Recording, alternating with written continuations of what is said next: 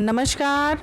Ananya study classes में आप सभी का बहुत बहुत स्वागत है। आज हम लोग पढ़ेंगे हिंदी के महत्वपूर्ण प्रश्न जो परीक्षा के दृष्टिकोण से बहुत ही महत्वपूर्ण है। यह विगत वर्षों के प्रश्नों का संकलन है।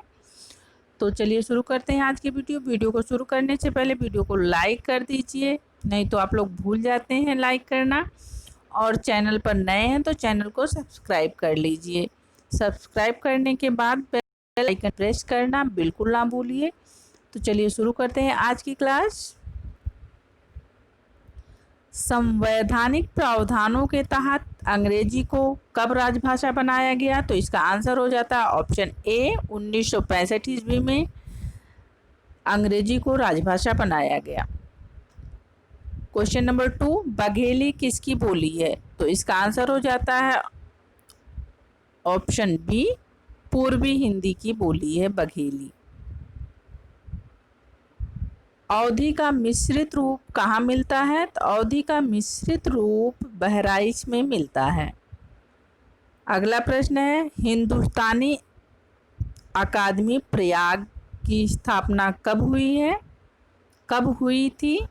तो इसका आंसर हो जाता है ए 1927 ईस्वी में। हिंदुस्तानी अकादमी प्रयाग की स्थापना 1927 ईस्वी में हुई थी। अगला प्रश्न है, हिंदी राजभाषा होगी यह निर्णय कब लिया गया? तो यह निर्णय जो है 14 सितंबर 1949 को लिया गया। अगला प्रश्न है, बौद्ध गान दोहा का संपादन किया गया? तो इसका आंसर हो जाता है ए 1917 ईस्वी में किया गया। अगला प्रश्न है, श्रावकाचार में दोहों की संख्या कितनी है? श्रावकाचार में दोहों की संख्या कितनी है? तो इसका आंसर हो जाएगा ए 250। श्रावकाचार में 250 दोहे हैं। अगला प्रश्न है, सिद्धों और नाथों की संख्या क्रमशः मानी जाती है? तो सिद्धों की संख्या 84 और नाथों की संख्या 9 मानी गई है। तो इसका आंसर राइट आंसर हो जाता है ऑप्शन बी। अगला प्रश्न है, गोरख जगायो जोग भगत भगायो लोग किसकी पंक्ति है? तो यह तुलसीदास जी की पंक्ति है। बहुत ही मोस्ट इम्पोर्टेंट पंक्ति है, यह बार बार परीक्षा में पूछी जाती है। गोरख जगायो जोग भगत भगायो लोग, तो यह पंक्ति तुलसीदास जी की है। अगला प्रश्न है, हिंदी के प्रथम कवि के रूप में माने जाते हैं? तो हिंदी के प्रथम कवि के रूप में माने जाते हैं सरहपा जी, और राहुल संकीर्त्यायनन ने इन्हें हिंदी का प्रथम कवि स्वीकार किया, माना है। अगला प्रश्न है, साखी किसकी रचना है? तो साखी किसकी रचना है? ऑप्शन बी, कबीरदास की। बहुत ही सिंपल क्वेश्चन है। अगला प्रश्न है, धर्मदास किसके शिष्य थे?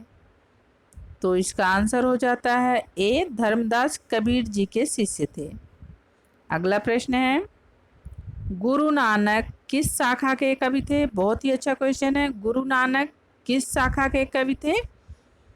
तो ये ज्ञानाश्रयी शाखा के कवि थे, और ज्ञानाश्रयी शाखा के कवियों को संत कवि कहा जाता है। अगला प्रश्न है, पद्मावत की रचना किसने की है? तो पद्मावत की रचना जायसी ने की है। और पद्मावत की रचना किस समय की गई है? 1540 ईस्वी में पद्मावत की रचना की गई है। अगला प्रश्न है, अखरावट के रचनाकार हैं? तो अखरावट के रचनाकार भी कौन है? तो इसका आंसर हो जाता है जायसी। अखरावट जायसी जी की रचना है।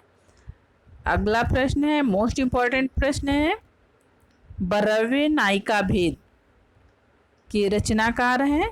तो इसके रचनाकार हैं, बरवे नायिका भेद के रचनाकार हैं। इसका आंसर हो जाता है बी, रहीम जी हैं। अगला प्रश्न है, लालचंद की रचना का नाम बताइए। तो लालचंद की रचना का नाम है पद्मिनी चरित्र। इसका ऑप्शन हो जाता है ए, पद्मिनी चरित्र। अगला प्रश्न है, श्रृंगार और वीर रस की प्रधानता किस काल में रही है।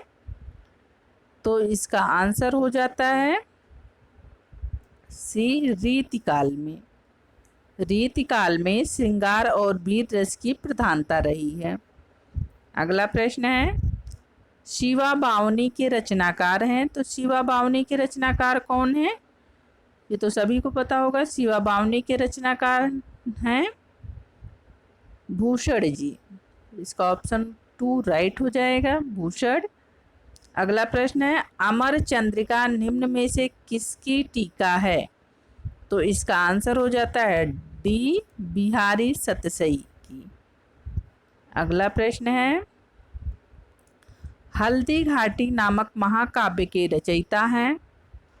तो बहुत ही अच्छा क्वेश्चन है, हल्दी घाटी, ये बहुत ही पूछा जाता है। हल्दी घाटी नामक महाकाव्य के रचयिता हैं। तो इसके रचयिता हो जाते हैं बी, श्याम नारायण पांडे। अगला प्रश्न है, नई कविता पत्रिका का प्रकाशन वर्ष है। तो नई कविता पत्रिका का प्रकाशन वर्ष क्या है। तो इसका आंसर हो जाता है सी, 1954 ईस्वी। आज की वीडियो में यहीं तक, मिलते हैं नेक्स्ट वीडियो में नए टॉपिक के साथ। आई होप आप लोगों को वीडियो पसंद आई हो। पूरी वीडियो देखने के लिए धन्यवाद। वीडियो को लाइक करना, चैनल को सब्सक्राइब करना, सब्सक्राइब करने के बाद बेल आइकन प्रेस करना बिल्कुल ना भूलिए। Thank you, bye bye.